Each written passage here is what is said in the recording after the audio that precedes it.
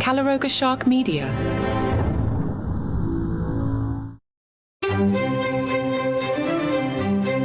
Hello and welcome to Palace Intrigue. I am your host, Mark Francis. Forbes covered the slippery slope of silence, the Palace and the Kate Middleton crisis. They write, organizations rarely admit the exact moment when they lose control of their narrative during a crisis. It's often the suspiciously timed media opportunity that signals trouble behind the scenes.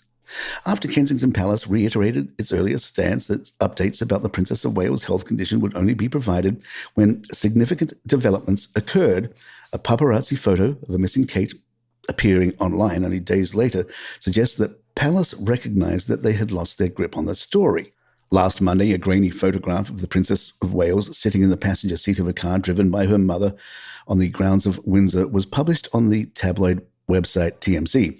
Kate's re-emergence after weeks of internet speculation about her health was a major news story. Even respected legacy media outlets like the New York Times covered the story. It's no surprise the image of the princess sitting in the passenger seat of a vehicle driven by her mother, Carol Middleton, on the grounds of Windsor made news headlines. What was surprising was that even respected publications like the New York Times covered the TMZ scoop.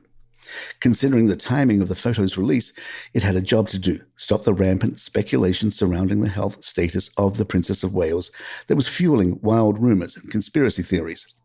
The photo's timing, combined with the optics, led many to believe it was staged. Now there was photographic evidence of Her Royal Highness confirming to all that she appeared to be making good progress in her recovery. From the passenger seat, Kate was conveniently shielded from full view, as well as any potential questions from the outside. The Daily Beast shared this interesting exchange. When the Daily Beast checked with Kensington Palace that Kate was planning to appear at the event, sources in Kate's office pushed back furiously. They implied that the Ministry of Defence had published the listing without checking with Kate's team and pointedly added, Kensington Palace, no one else confirms the attendance of the Prince and Princess of Wales at events.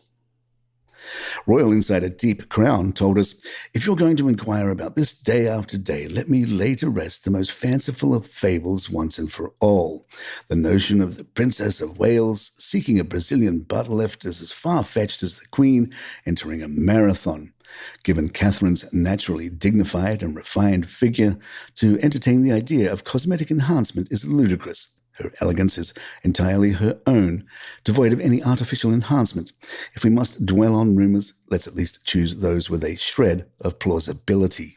A TikTok commentator has raised eyebrows by suggesting that the recent photograph may not be as spontaneous as it appears, sparking a peculiar new theory about the Princess of Wales. Amanda Matter, known as @MatterOfFact on TikTok, has observed a curious pattern in Kate's behavior during turbulent times. The car paparazzi shot is Kate Middleton's go-to move when she wants to be seen but doesn't want to answer any questions. What does Kate do? She hops in a car to give the paparazzi a quick shot of her so they'll then leave her alone. Highlighting Kate's ability to evade public scrutiny when she chooses, Amanda contends that the photo serves a specific purpose. She elucidates, the point of this photo is to tell us that she is alive and get the craziest of the craziest conspiracy theories to stop. However, the Daily Beast points out that does not change the fact that the palace was clearly not ready to announce Kate's attendance Tuesday and had her name taken off the listing. Of course, the removal of Kate's name, presumably at Kensington Palace's demand, inevitably prompted speculation that the palace was effectively saying Kate was not going to be fit to return to duties by June. This would be a dramatic development given that after she was admitted to hospital, her team said she would recuperate for 2 to 3 months. The palace gave themselves leeway by saying her return to official duties would depend on medical advice and likely not come until after Easter. One can define after Easter any way they wish. There are 21 days remaining until Kate's expected Easter return. As for after Easter, that's a number that could be infinite. Royal biographer Sally Bedell-Smith observes that all the Kate speculation has distracted everyone from the mystery around Charles. She told People, even though he has revealed that he has a form of cancer, that has done nothing to quell the speculation about how seriously ill he may or may not be. That is not doing the monarchy any favors. He is the head of state, and there are constitutional implications. Palace Intrigue will be right back.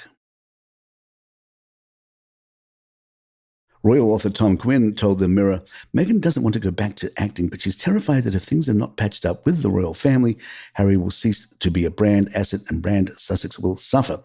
So she is putting out feelers now that both Kate and Charles are ill. Underneath the huge ego, Meghan is actually a kind person, and she was shocked by Kate's recent serious operation and Charles' cancer diagnosis. In June, Hugh Grosvenor, the Duke of Westminster, and a close friend of Harry's, is getting married. Harry is reportedly not invited. Notably, Prince William, Princess Kate, King Charles, and Queen Camilla are expected to grace the occasion with their presence, as reported by the Sunday Times. Speculation suggests that Grosvenor omitted Meghan and Harry from the guest list to circumvent potential familial tensions between Prince Harry and his brother. A friend shared with the Sunday Times, "It's incredibly sad it has come to this. Hugh is one of the very few close friends of William and Harry's who has maintained strong bonds and a line of communication with both.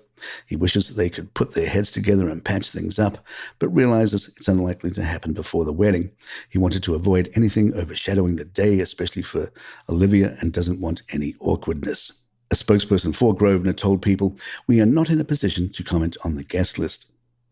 Royal author Charles Anderson doesn't think there is any chance of Harry returning to the royal family, telling Fox News, "For those who think Harry is seriously contemplating a move back into the royal fold, I have 2 words: dream on." It's not as if the royal family has shown the faintest interest in welcoming him home, even if Harry wanted to pitch in while his father, the king, is battling cancer and Kate is temporarily out of commission. Prince William won't allow it.